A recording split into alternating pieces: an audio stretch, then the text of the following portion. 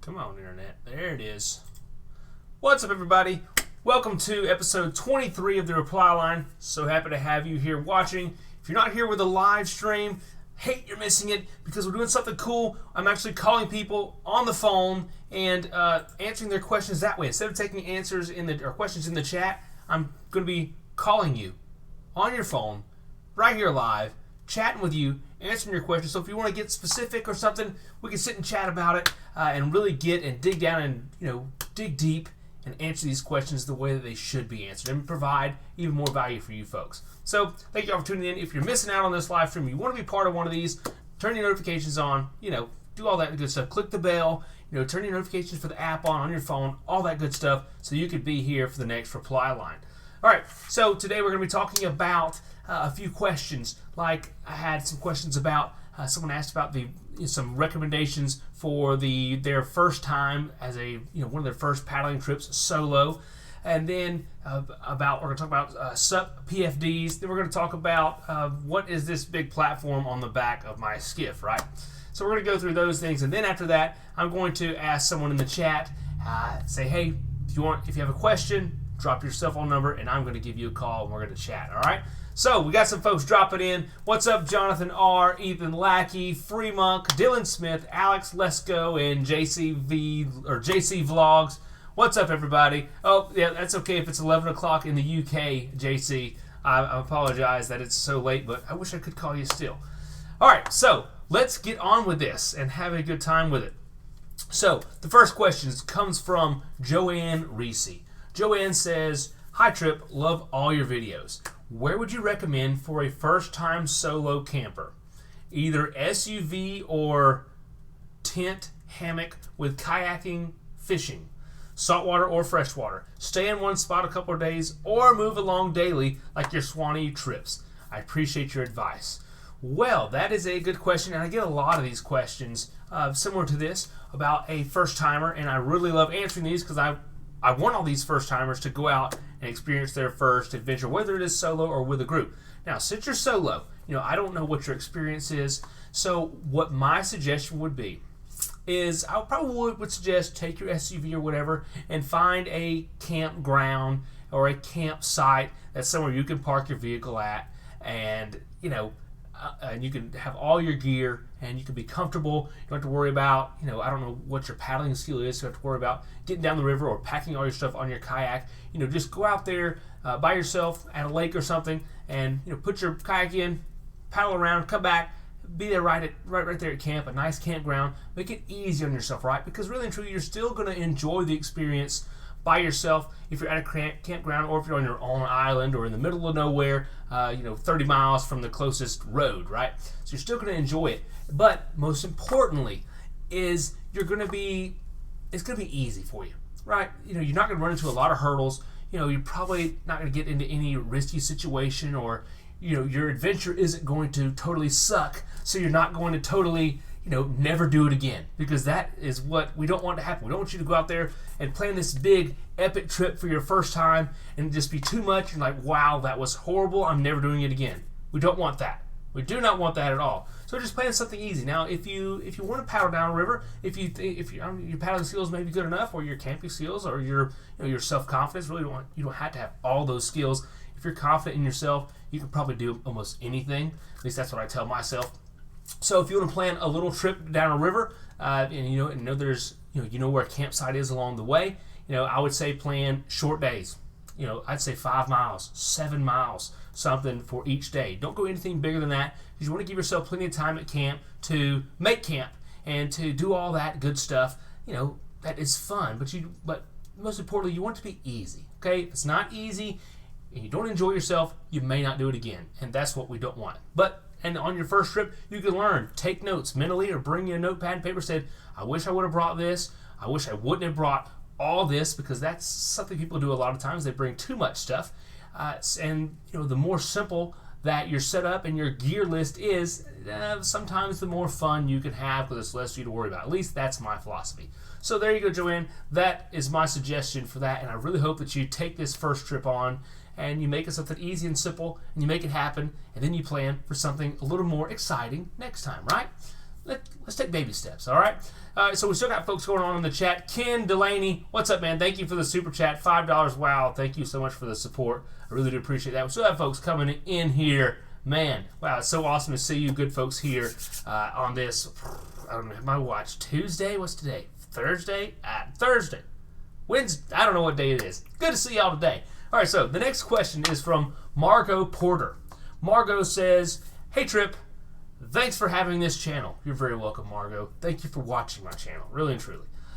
What is a good life vest that I can use while on a SUP, on a stand-up paddleboard?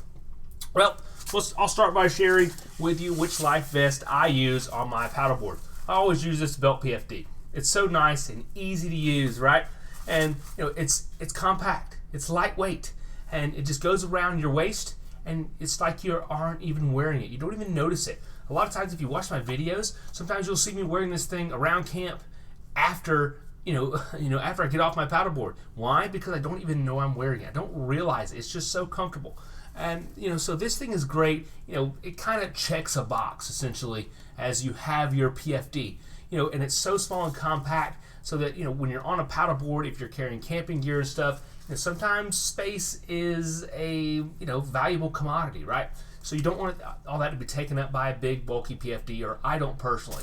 Now, the only drawback with this, or I guess one of the drawbacks with this, is it may not exactly be the best PFD one if you actually need it. I mean, granted, it will keep you above water, it will keep you alive, but you're not going to be mobile and stuff with it, or as mobile.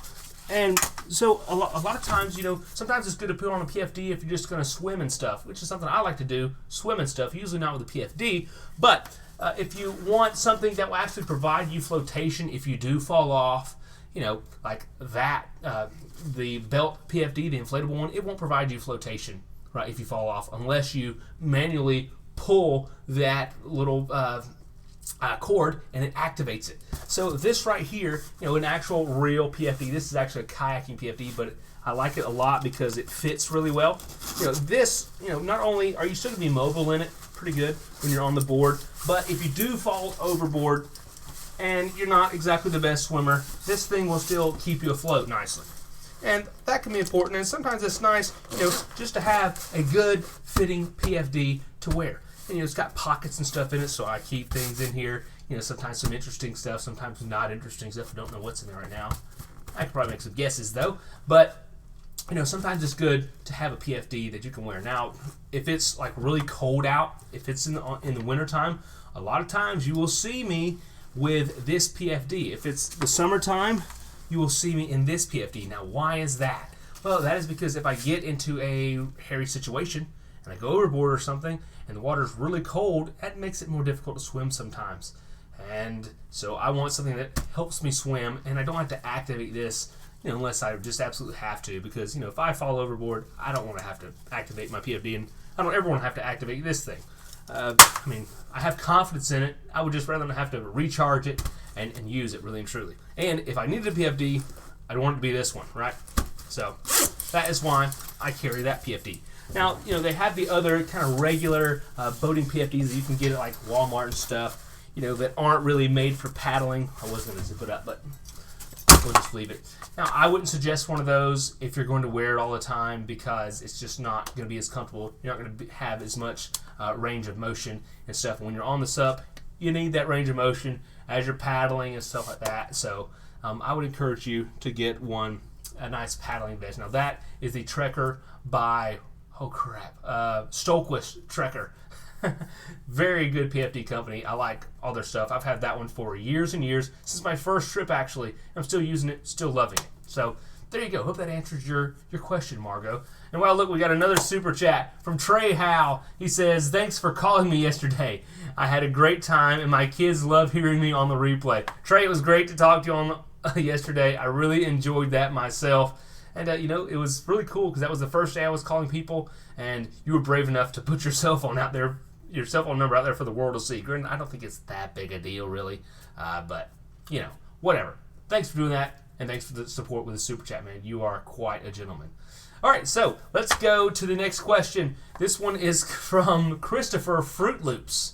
Christopher says, what do you call that rack around the motor? What is its purpose? Now, this comment was on a video I did on one of my skiffs, and they all have these racks, I guess you could say, as he put it, around the motor. You can see right here, right above the motor, there's that little platform back there. Well, what that is for, is you climb up on that platform whenever the water is calm and whenever you're fishing in the flats, and it gives you an elevated position so you can see in the water a lot better. And you'll be up there with a long pole just pushing the boat through the shallows instead of using your motor or a trolling motor, so you can be dead calm, silent, and kind of stalk the fish, right? And spot the redfish and whatever else you may be looking for. But it's just a really handy way of getting around, I guess, or being able to see good and fishing. And a lot of times they'll do it with two people. One person will be on the back poling and maneuvering the boat and spotting fish, and then the person on the bow will be casting toward the fish, trying to catch them. So that is the purpose of that poling platform, as they refer to it, instead of a rack, right? All right, so folks, now thank y'all for all these questions. I love getting your comments and your messages and emails, and that's where I kind of draw these questions from to answer. Love answering them. So feel free to send them to me. Feel free to comment on a video. If you're watching a video and you have a question, hey, drop it in the comments, and you never know, you may see it here on the reply line. All right, so now we are about to get into the live calling portion of the reply line. I'm really looking forward to it.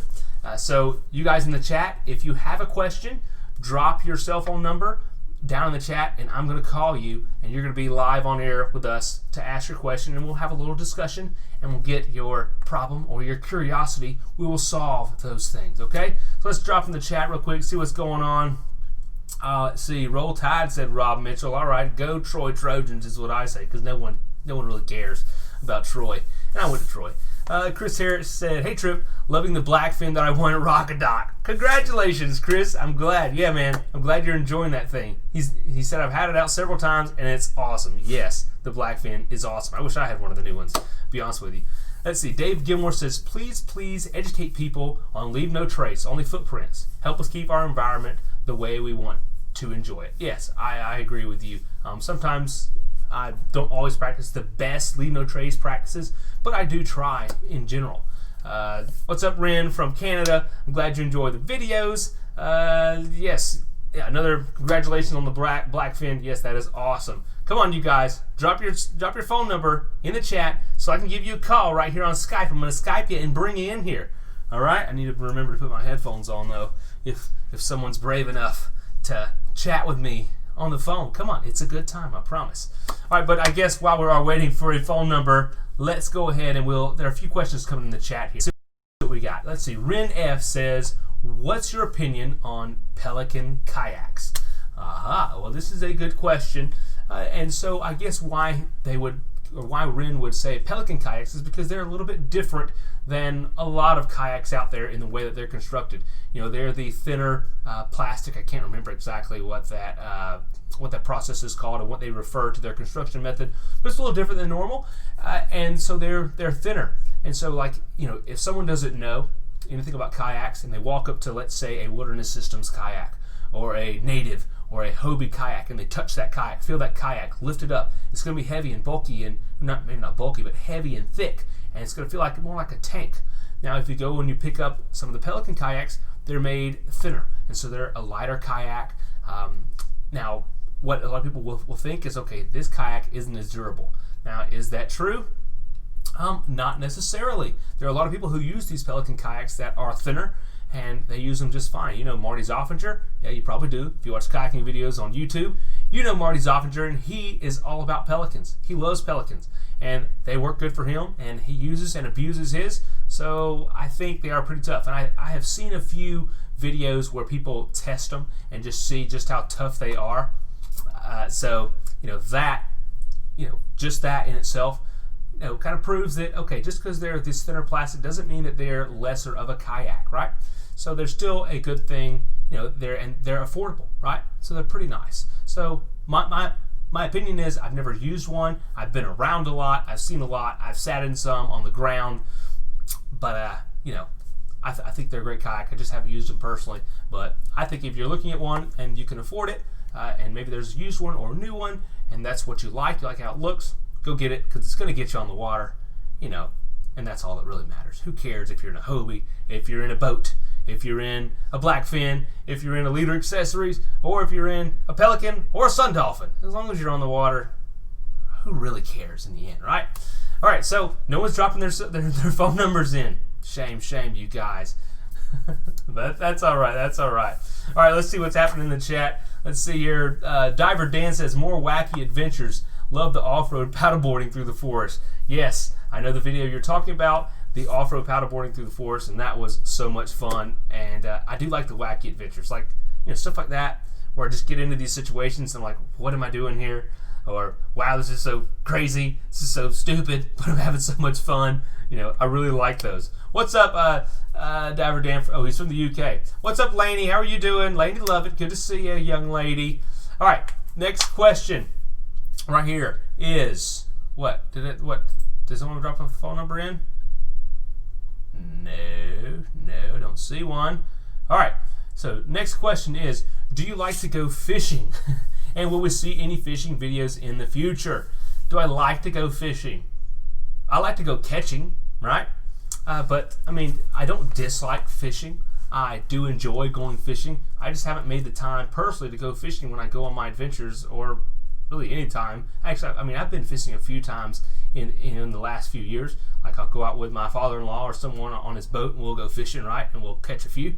But, I just don't do it on an adventure. And why? A lot of people ask me, Trip, why don't you fish more? You should fish more. And I'm thinking, well, you're right. I probably should. Or actually, I know I should. I know it would be good for the channel. And I would enjoy it. I'm sure I would. But I don't, because a lot of times when I'm out there, I'm so focused on what's around the next bend. Or, what can I see? Where's the next little bit of adventure I can go and check out? What can I explore? And I know that some days you'll go fishing. You may not catch anything, right?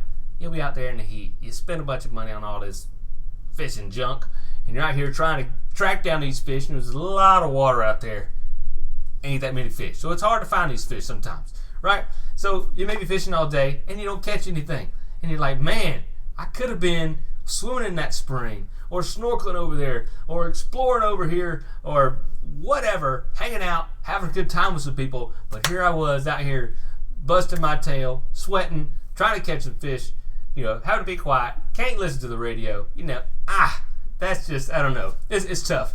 But, and also another reason I haven't done it is because I don't really have a craft, or didn't have a craft that was really set up for it. But now, this new skiff that I have, it has places to store my fishing rods and all my tackle and stuff out of the way, so it's not disturbing me whenever I'm just traveling and doing my adventure stuff, what I really like. So I'll be more likely to take the stuff with me and to use it. And also, it's already got a little mount for a trolling motor on the front. I'll toss the trolling motor on it, and we'll go do some fishing, and we'll probably do some catching. And I'm probably thinking, if we catch some stuff, which we probably will, I'm going to really love it and enjoy it and start fishing more, which is what I hope happens, right? I just haven't taken that leap yet, but I would really like to, really and truly. So there you go. That's what I think about fishing. Let's see. Next question we have from Sucker Bladers Roll. What is that? Thoughts on the Oru kayaks. You know what? I've been researching the Oru kayaks in the last week or so because I actually have someone who's saying, Trip, I think I might send you an Oru kayak, and then I'll come get it from you when I come to Rockadot next year. And so you could use it between now and then and tell me how it is. All right, so I've done some research on the Oru kayak, and they're really cool looking. It's awesome how compact they are and lightweight they are. I'm sure that they'll get you out on the water if that's what you want to do. But typically, I'll do camping, right, and long-range trips. And so I really value the dry storage that I have in my touring kayak. I have a big compartment in the front and an even bigger compartment in the back of the kayak. I can just throw all my gear in there and store it. Now, the Oru kayak, since it's a folding kayak, you can't really do that, right? It just folds up, so you just basically have this shell, essentially, and you're sitting in this shell, and all you have in there is a seat. Everything's just open in there. So there's not really a good place to put your gear where you can access it easily. Like at lunchtime on my touring kayak, I just pull up on the sand, jump out, open up one of the hatches, and boom, there's all my food right there, and I can get to it quick. If I'm in the Oru kayak, I have to have all that stuff in dry bags, stuffed up under the hull, and so when I stop, you have to drag it out, open the bags up to get to the stuff, and that's just not quite as easy. So that's one drawback I would see to it. And also, if you swamp it, I wonder if it's going to sink. Probably not, unless you have a lot of weight in it, because I'm thinking that plastic that it's made of has a hollow section, so it would probably float pretty good. But, I don't know. If you need a kayak that is very compact, very lightweight, it'll work. It'll probably work pretty well. I'm sure it paddles nicely, pretty easy. I don't know how well it tracks, but I think it would be a good kayak. So if that fits your needs, and if that gets you out on the water, get a no-row kayak, right? If you can find a used one, even better, because you can buy it, and if you don't like it, you can sell it for what you have in it. So that's my suggestion on the no-row kayak. And I hope I do get to use it so I can say, look, it's awesome, or don't buy one, so I can just give you my honest opinion about it. So maybe I will use one day. All right, let's see here. Yes, Jose, that is the origami kayak. It is. Let's see here. Next question is from Sucker Bladers Roll. He says, Trip, what is your favorite spring in Florida? Gosh, favorite spring in Florida. I mean, Cypress Spring is pretty awesome. Yeah, Shane, I will happily give you a call. Drop your number in the chat, and I'll call you. Absolutely. Hope you have a question. But yes, Shane, drop your number in the chat, and I'll give you a call. My favorite spring, Cypress Spring, is pretty awesome. What else was a cool one? Seven Sisters was pretty cool. The one where I went on the Chassahowitzka River, I think that's how you pronounce it. That was cool because you had the caves you could swim through. Merritt's Mill Pond was really pretty cool because there's a lot of different caves and springs. My favorite spring. There's some cool ones on the Swanee, Santa Fe. I don't know. Locally, I live fairly close to the Cypress Spring, so if I'm going to go to a spring for a day and I want to hang out, you're going to find me at Cypress Spring. Right? That's where I'm going to be. It's nice. Right? Hey, Shane, drop your number in there. Yes, I'll call you, Brader. Drop your number. Anyone who wants me to call them if you have a question, drop your number in the chat so I can see it, and I'm going to give you a ring. But you better hurry, because if no one does, I'm going to end this, all right? All right, let's see. So, yeah, those are my favorite springs, I guess. I love all of them, and I'm sure there's some that I haven't seen that I would love. Like, I want to go to Silver Springs. I want to go to Devil's Den and all those places. Maybe this winter I might do that if I can, get a 4 or 5 day road trip up, just hit all these springs down kind of in Central Florida. That would be a lot of fun. I hope I get to do that. And then there's some other springs that are really off the beaten path that I know about that I would like to check out. Let's see. David Gilmore says, have you done Magnolia Springs of Mobile Bay? There's springs. Oh, wait. Yeah. Wait. I think I know that. Is that a creek that comes into Mobile Bay that's on the southeast side of the bay? I think I know what you're talking about. No, I haven't done it. I've heard about it.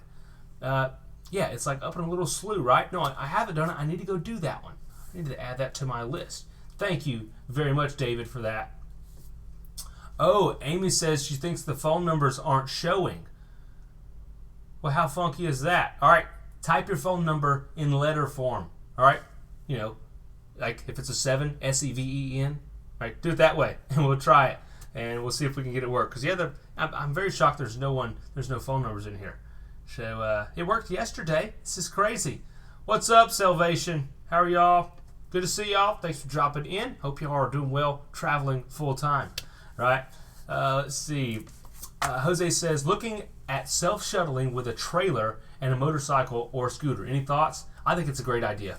I really do think it's a great idea, and I'm actually thinking of some more options that I can do now where I could self-shuttle myself. Now, I'll probably still be on a bicycle, but, that is fun.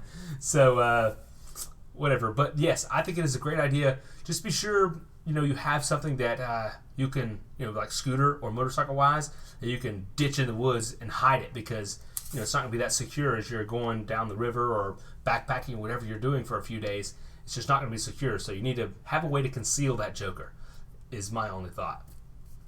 Let's see here. Let's see. Yeah, you guys, I'm not able to see any of the phone numbers, but I see one now, and I'm about to call it in just a moment. All right, let's see. We have one more question here. What's up, Trip? The family and I are getting ready to relocate from Wichita, Kansas to Navarre Beach. Sweet. This is Lance Poteet from Wichita to Navarre. Awesome. What are some hidden gems in the area to get the wife and 2 kids out to? Navarre. Okay, you need to go to Phillips Inlet. I have a video about Phillips Inlet. You need to go there. You need to go to Cypress Spring. You need to go to Merritt's Mill Pond. You need to go to, I'd say go to Floribama. Well, maybe not with the kids. I don't know. It's a pretty good spot, but it's just a really unique experience to go there.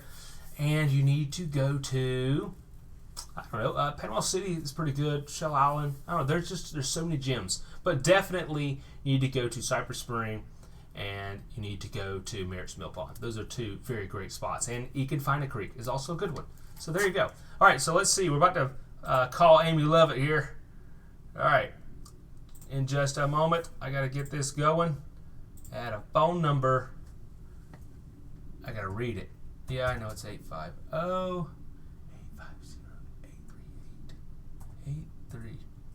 838-5983.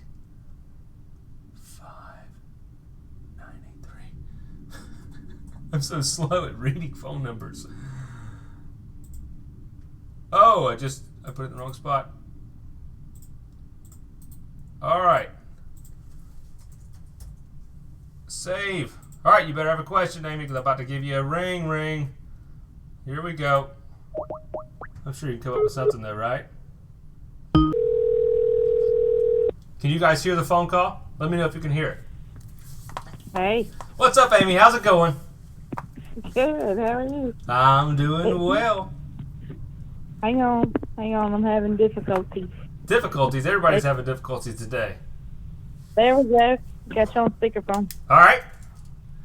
Well, I hope y'all... Hey, young lady. How are you doing? Good. Wonderful. Do you have a question? Yes. What you got? Where's your favorite place to paddle? My favorite place to paddle. So to paddle. I mean, probably at the beach. I can remember one of my favorite trips that I paddled was when I put in at Orange Beach, and I paddled I put in at this little, that's when I rode the bus transit, and I got to snorkel that day, and then I paddled back to some deserted islands around Fort Walton, and the water was just so clear and beautiful. I think I named that one like the Paddler's Paradise. It was just so beautiful, and I mean, everywhere like in that little bay and in that sound was clear and looked like the Bahamas, looked like the Caribbean, and I was literally in heaven. I mean, I was in the water so much, and it wasn't on video, or I was just jumping in for no reason. It was so much fun because I love that clear water. So really anywhere there's clear water, but that has probably been my favorite spot when the water was the most beautiful. And I've been back there many times since, and it's never been that pretty. So there or either Cape Sandblast. Cape Sandblast is pretty good too. I had a lot of fun on Cape Sandblast because I was able to paddle out to a campsite, set my camp there, and I stayed there for 2 nights consecutively, so I didn't have to move from campsite to campsite. So it was really a lot of fun to be able to do that. So it's good to have a 0 day where you do nothing, and it's good to have beautiful water. And I remember there were palm trees there I was hanging my hammock on. I was right on the water. It was totally gorgeous. Plenty of crabs to eat. I was in heaven. So that's my favorite. Nice. Yeah, that would definitely be mine too. Yes. And it was so much fun, and I just, I'm so glad that I have all those memories saved in videos. So when I get, to be an old man and I have grandkids, I can show them, look at what I used to do, and look what you could do too. Just like I hope you get to do, Lane. Oh, she will, I know she will. All right. Kaylin's here.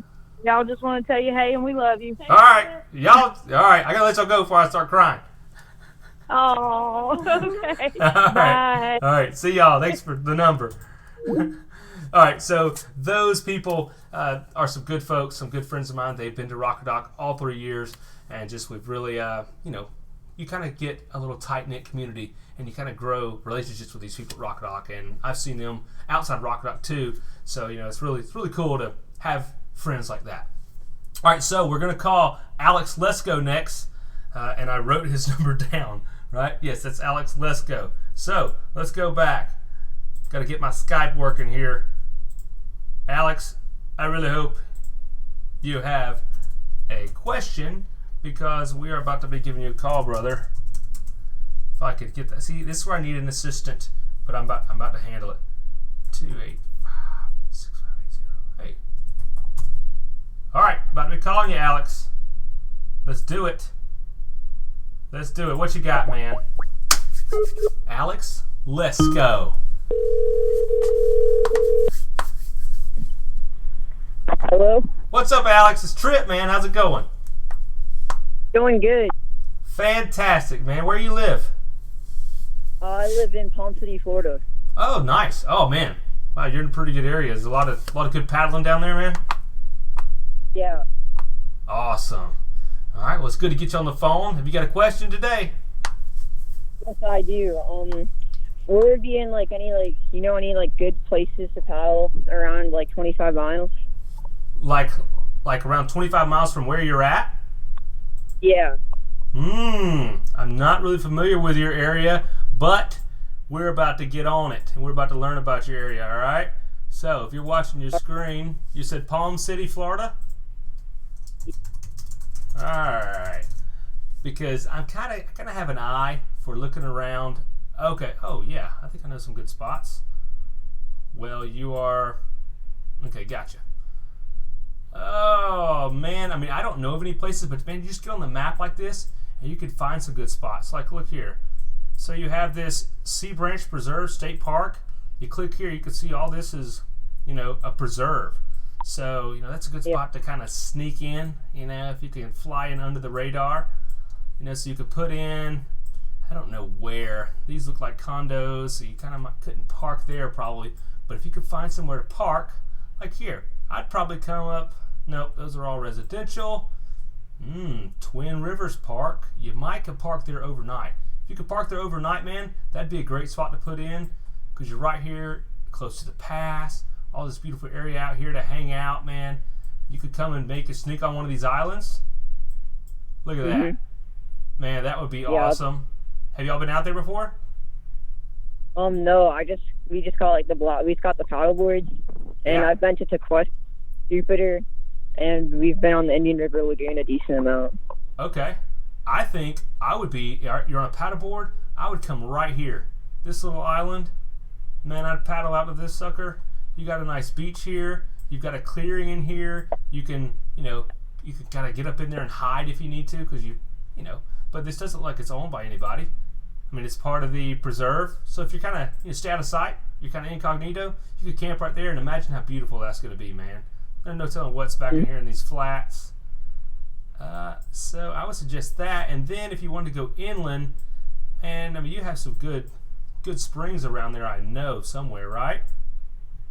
Yeah, we've been to Seven. Oh, you've been to Seven Sisters? Yeah. Have you been on the Rainbow River yet? No, I haven't been on the Rainbow, but I need to hit the Rainbow. I've heard a lot of good stuff about it. I have done the whole Peace River though, and it's a pretty awesome paddle.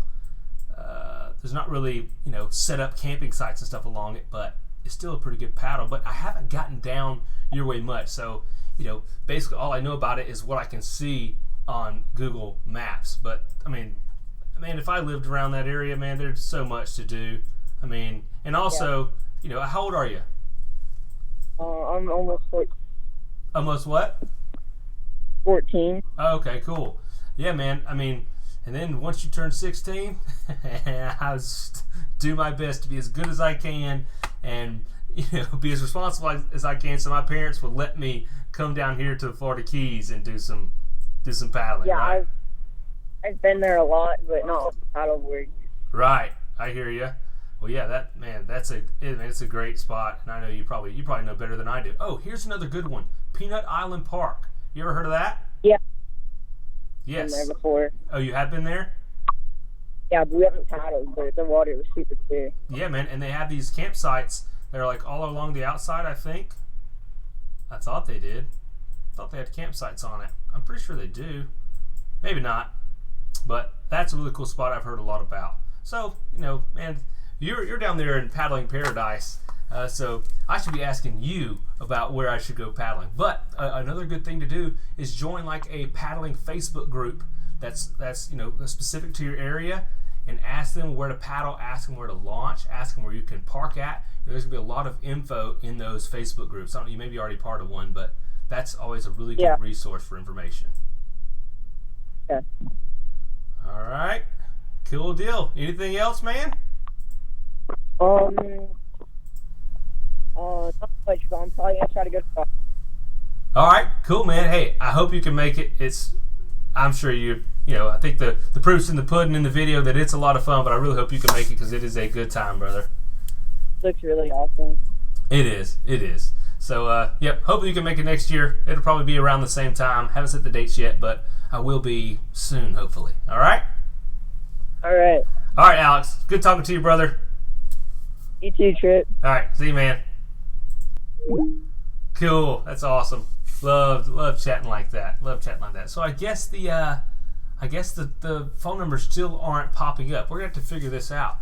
All right, let's see here. Here's a question from Sean R. What time is it? Okay, I'm all right. Ooh. Do you ever worry about critters on your camping trips? No, I don't worry about critters. I mean, if there's a critter I worry about, it's a snake, and I rarely see them. And even if I do, they're usually not. Oh, my light just went dead. They are rarely the poisonous kind. So no, I don't worry about them much.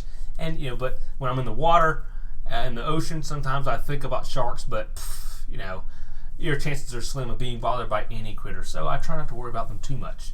All right, got another question from Ren F. He says, what are some YouTuber channels you enjoy watching? That is a good question that I enjoy answering. I watch a lot of channels that are pertaining to YouTube and that are, like how to grow your YouTube channel, I guess. I mean, I watch those some. If there's any specific channels I watch. But then, I don't really watch anyone who does adventures, really. I mean, I watch Marty Zoffinger just because I like to see what he's up to. And I love that he's, going out on his boat and stuff. I love seeing all that stuff. And, him being a part-time YouTuber, full-time construction worker, right, carpenter, or he did siding and masonry, something like that. And then just growing his channel and doing what he's doing. I just love to see where he's at and just how he's enjoying life and what he's made for himself. But then I watch, what do I watch? I don't know what I watch. I'll watch like rock crawling or mud trucks or something, or I'll watch how to build stuff like micro campers or how to build unique stuff, I guess. I don't really know. I just kind of get on there and I'll just watch anything and everything. I watch some comedy stuff on there, but I don't really watch a lot of the stuff that I do. I know people may think that's a shock, but I don't really. I mean, I don't not watch it for a reason, but I think one of the benefits of me not watching other adventure channels is that, my style isn't influenced by some of the cool stuff that they may be doing. So maybe that's kind of why my channel is a little bit different, and I kind of have my own style, and I'm just kind of a goofy idiot who goes up there and sometimes provides value, but usually provides some good entertainment by how silly I'm being out there, right? So I don't really watch a lot of other videos or channels, so I don't know. There you go. Let's see here. Traveling Salvation says you should do a paddle finder / reference website since you don't have enough to do already. Oh, is this like a place, like a database for people to go and talk about paddling places? Yeah. No, people tell me that not once a week, but at least once a month. People say, Trip, you should make a website that's got all this on. I'm thinking, negative. I already have enough to do. Let's see here. So you guys, thank you all for hanging out. I think we've kind of been here for a while now. So I want to appreciate y'all hanging out. Thanks for everyone for dropping their phone numbers in, even if you had to type them in letter for letter. I enjoyed talking to y'all, and I hope to see y'all in another reply line. Come up with another question, or if you didn't ask a question and want me to call you today, come up with the courage to put your cell phone number out there, because really and truly, I mean, no one's going to do anything with your phone number. All right? All right, folks. Take care of yourselves. God bless. Get out there. And I will see y'all in the next reply line, which might be on Friday. I hope. I hope so. Because I got to work tomorrow, so it's not going to be tomorrow. All right. Take care.